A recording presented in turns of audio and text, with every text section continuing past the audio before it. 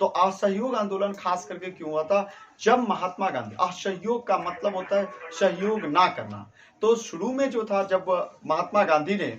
शुरू में, जैसे आपको पता है कि 1914 से लेकर 18 तक जो प्रथम विश्व युद्ध हुआ था, उस दौरान जो है वो महात्मा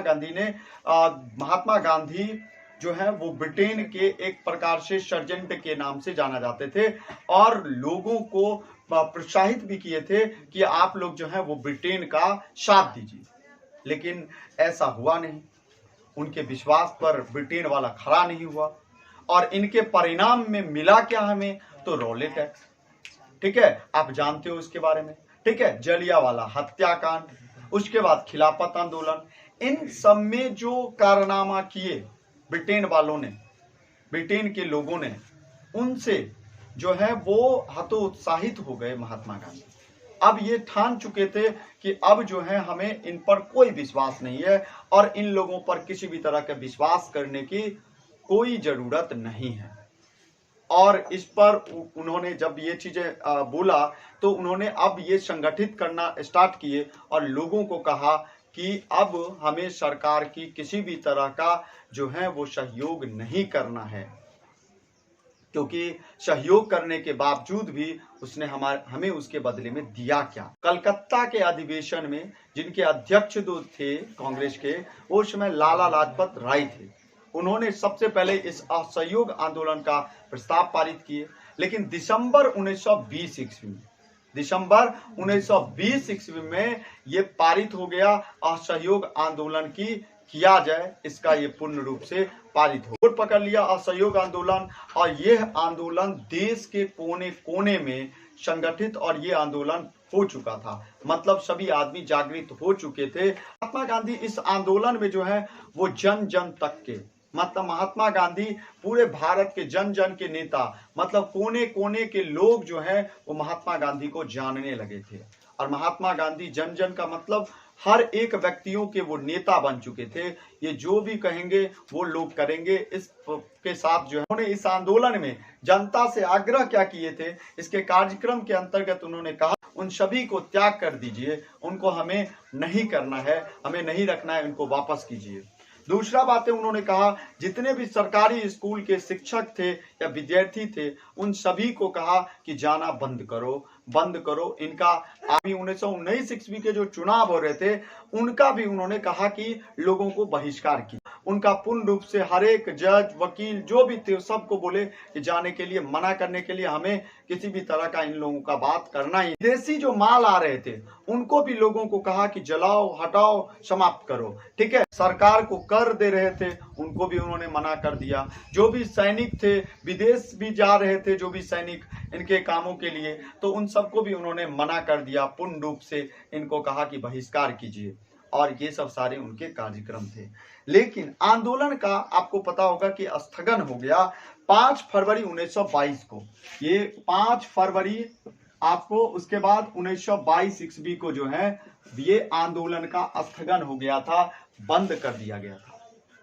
इसका रीजन सिर्फ एक ही था कि यूपी के, उत्तर प्रदेश के जो पूर्वी भाग थे, एक जगह का नाम था गोरखपुर, और उस गोरखपुर में ही एक कांड हुआ, चौरी चौरा कांड, जिसमें क्या हुआ, कुछ 20 पुलिस कर्मियों को जलाकर मार दिया गया। ये क्रांतिकारियों के द्वारा, जो हमारे आंदोलनकर्ता के लोग थे, जो आंदोलनकारी तरह के लोग थे, उन लोगों ने इस तरह का किया काम। लेकिन महात्मा गांधी शुरू में ही कहे थे कि हमें आंदोलन को सफल बनाना है, लेकिन अहिंसात्मक रूप से, कहीं से भी हिंसा नहीं होनी चाहिए। और इसको देखते ही, ये चीज जैसे ही पता चला महात्मा गांधी को, उन्होंने असहयोग आंदोलन बंद करने का निर्णय ले लिया। बहुत सारे उसके नेता के लोग इनका महात्मा गांधी का निंदा भी किए, बातें भी उन्होंने कहा कि ये तो सही बात नहीं हुआ कि अगर कश्मीर के एक गांव किसी भी तरह का काम कर देता है तो हिमालय को सजा दिया जाए, ऐसा करना बिल्कुल सटीक नहीं है, सही नहीं है। और इस तरह का बहुत सारे लोगों ने, और इस तरह से जैसे ही ये बातें पता चला कि इनसे हट गए मोतीलाल नेहरू और चित्तरंजन दास, ये दोनों मिलकर के 1923 ईस्वी में एक स्वराज्य पार्टी का उन्होंने, इसका क्या प्रभाव रहा, तो महात्मा गांधी का ये सबसे बड़ा जन आंदोलन क्या पड़ा, राष्ट्रवाद की भावना लोगों के अंदर, उत्साह की भावना, नवीन उत्साह, नए एनर्जी के साथ लोग आंदोलन करना समझ चुके थे। हर तरह का एंगल जो है वो उत्तर से लेकर दक्षिण तक, पूर्व से लेकर के पश्चिम तक, हर एक व्यक्तियों को उन्होंने करना जो है, उन लोगों के जो सामानों का यूज किया जा रहा था उनका लोगों ने पूर्ण रूप से बहिष्कार किया और वहां पे अपने देशी स्वदेशी मालों का लोग यूज करना सीख गए। चरखे को राष्ट्रीय प्रतीक बनाया गया और इस तरह से बहुत सारे स्वदेशी मालों का लोग यूज करना, जो हम लोग पूर्ण रूप से विदेशी माल पे डिपेंडेबल हो चुके थे, डिपेंड हो चुके थे, उस चीज को लोग त्यागने लगे। उनको लगा कि इनका यूज हम जो कर रहे हैं, हमें ये लोग गुलाम बना रहा है इनसे, इसीलिए उन्होंने इनका लोगों ने धीरे धीरे बहिष्कार करना स्टार्ट कर दिए। लोगों को अपने देश के प्रति बहुत ज्यादा जो है श्रद्धा, प्रेम, राष्ट्रवाद की भावना क्रिएट हो। मैंने बता दिया था चित्तरंजन दास, ये चीज कहानी खत्म हो चुका था। और इसी के लिए मैंने कहा था कि अगर जब आपको क्वेश्चन आए असहयोग आंदोलन, सबसे पहले असहयोग आंदोलन हुआ क्यों, 5 मार्क्स के क्वेश्चन आएंगे, आप इसमें लिखो, 2 पेन का यूज करो,